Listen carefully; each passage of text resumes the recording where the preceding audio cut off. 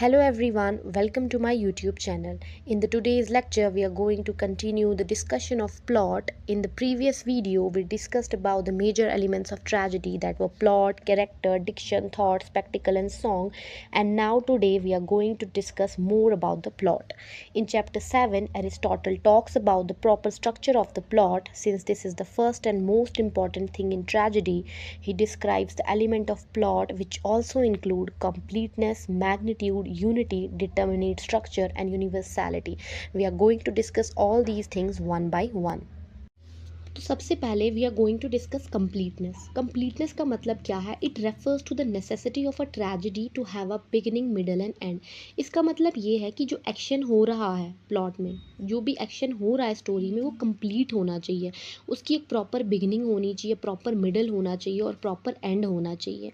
तो बिगिनिंग को क्या कहा एरिस्टोटल ने? प्रोटैसिस. तो बिगिनिंग क्या है? बिगिनिंग से ही जो एक्शन जो है फ्लो आउट करता है. उससे जो है क्या होता है, आगे जो इवेंट्स हैं वो फॉलो ऑन होते हैं. और ये बिगनिंग जो होती है किसी भी प्रीवियस सिचुएशन पे डिपेंडेंट नहीं होती है. और एंड क्या होता है? एंड एक ऐसी चीज़ है जो फॉलो करती है इनएविटेबली. जो भी चीज़ें पीछे हुई होती हैं उनको सीक्वेंस में लेके एक प्रॉपर कॉज और इफेक्ट वाला वो प्रोड्यूस करके वो आगे चलती है. और उससे क्या होता है? एक कंप्लीट एंडिंग होती है. और ट्रेजिडी की एंडिंग के बाद कोई भी फर्दर एक्शन नहीं होता है. तो वहाँ पे जो है एक ट्रैजिक एक्शन जो है कंप्लीट हो जाता है. और मिडल में क्या होता है? मिडल एक ऐसी चीज़ है जो बिगिनिंग को, जो प्रीवियस एक्शंस है उनको फॉलो ऑन करे और अल्टीमेटली कहाँ पहुँच जाए? एक इनएविटेबल कंक्लूजन पे पहुँच जाए.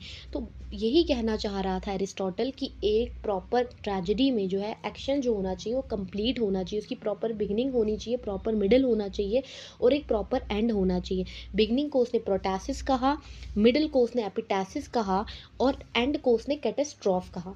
अगर हम इसको सिंपली फाई करें और मैं इसको एक एग्जांपल के थ्रू आपको समझाऊं तो सोफोक्लीज का ऑडिपस रेक्स अगर हम ले लें तो वो हमारे पास जो है एक बेस्ट एग्जांपल बन जाती है जिसमें एक कंप्लीट एक्शन फॉलो हो रहा है with proper beginning, middle and and. तो बिगिनिंग में क्या होता है? वो स्टोरी जो है स्टार्ट होती है सिटी ऑफ थीप से, जो कि सफ़र कर रही होती है प्लेग से.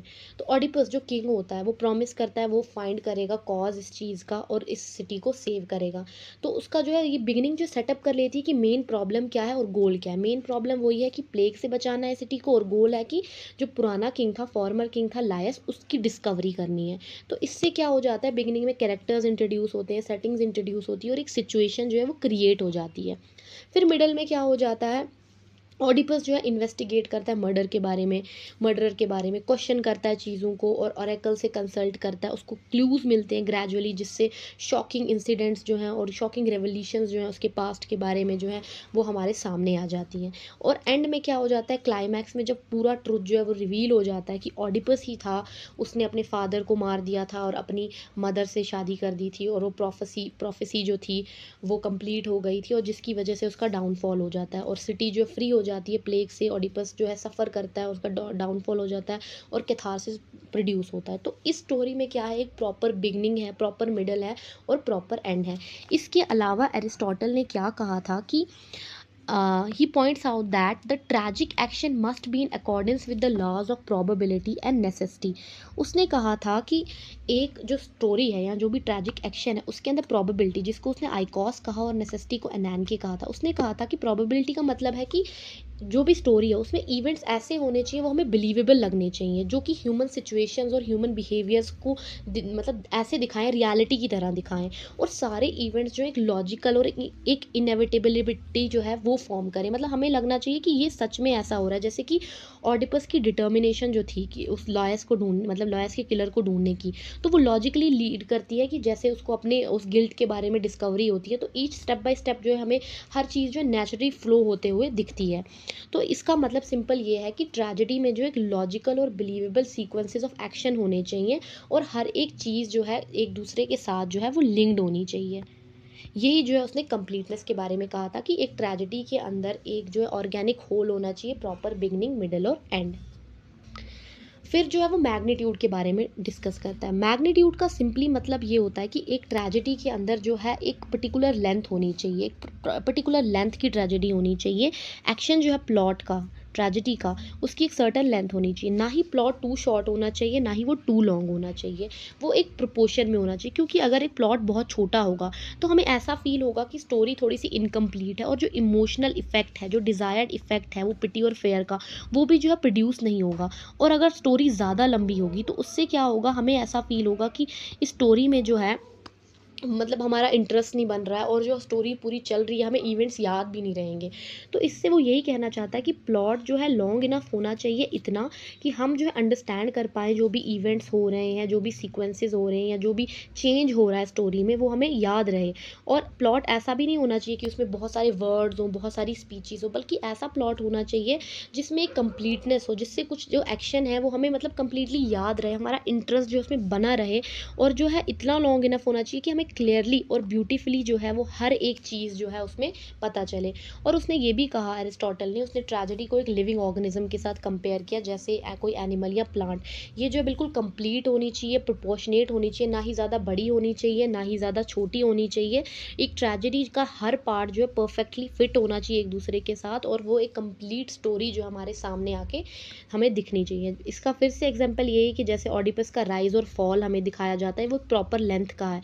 तो उसमें हमें पहले उसकी प्रॉस्पेरिटी दिखाई जाती है, फिर कैसे वो डिस्कवरी ऑफ ट्रूथ होती है, और एंड पे कैसे उसका डाउनफॉल होता है। तो सारी चीज़ें जो है बिल्कुल एक फुल्ली कनेक्शन में होती हैं, और बिल्कुल एक प्रॉपर लेंथ में। ऐसा नहीं है कि कोई चीज़ बीच में उन्होंने कट कर दी। और सब प्लॉट्स भी नहीं होने चाहिए, ऐसे सब प्लॉट्स नहीं होने चाहिए जो कहानी को कहीं ना कहीं से मतलब उसके साथ लिंक्ड ना हो।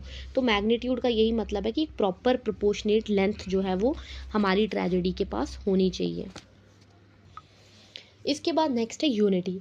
फिर से इसका भी सेम ही मतलब है कि एक प्लॉट ऐसा होना चाहिए, प्लॉट का एक्शन ऐसा होना चाहिए जो एक कॉमन थीम या एक कॉमन सेंट्रल आइडिया के अराउंड रिवॉल्व करे। ऐसा नहीं है डाइग्रेशंस होनी चाहिए, सीक्वेंसेस जो हैं बिल्कुल, इवेंट्स जो हैं वो बिल्कुल इंटरकनेक्टेड होने चाहिए, एक यूनिटी होनी चाहिए सब चीज़ों में। जैसे कि ऑडिपस रेक्स में जो है बिल्कुल एक यूनिटी से चलता है सारी चीज़ें, कैसे वो अपने फादर उसको मर्डरर को, लायस के मर्डरर को ढूंढ रहा होता है, जो अल्टीमेटली वो खुद होता है। तो प्लॉट जो है बहुत ही इंटरकनेक्टेड है, और हमारा इंटरेस्ट जो है उसमें बना रहता है। इसके अलावा नेक्स्ट है डिटर्मिनेट स्ट्रक्चर।